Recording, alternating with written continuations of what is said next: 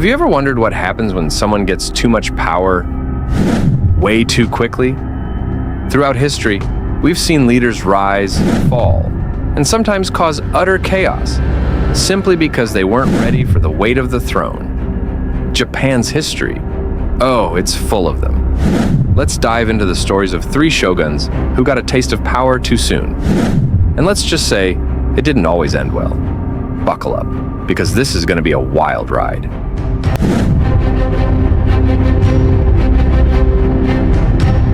First up, we've got Ashikaga Yoshinori. This guy was the 6th shogun of the Ashikaga shogunate during the Muromachi period in the 15th century. Now, Yoshinori didn't even want to be a shogun at first. He was actually a monk. But after his older brother's death, the title of shogun came knocking on his temple doors. Sounds like a peaceful guy, right? Nope. Once Yoshinori got power, he became ruthless. He executed rivals left and right and ruled with an iron fist. People called him the Mad Shogun. And honestly, they weren't wrong. His short temper and impulsive decisions led to rebellions and unrest. Eventually, karma caught up with him. He was assassinated by a vassal at a banquet. So yeah, maybe he should have stayed in the temple.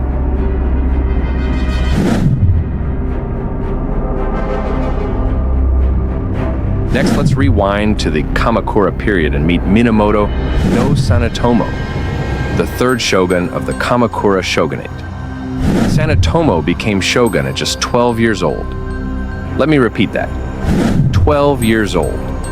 Imagine giving a kid the keys to a samurai kingdom. But here's the thing, Sanetomo wasn't a fighter. He was a poet, a dreamer, and honestly, a bit of a mama's boy. His mother, Hojo Masako, was the real power behind the throne, while Sanetomo spent his days writing waka poetry.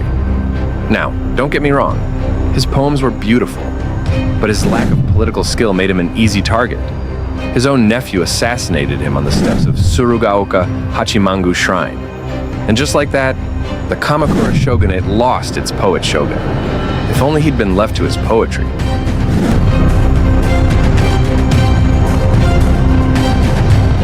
Finally, we can't forget Tokugawa Iemitsu, the 3rd shogun of the Tokugawa shogunate in the early 17th century. Now, Iemitsu wasn't a kid when he took over, but he was handed immense power without fully understanding its consequences.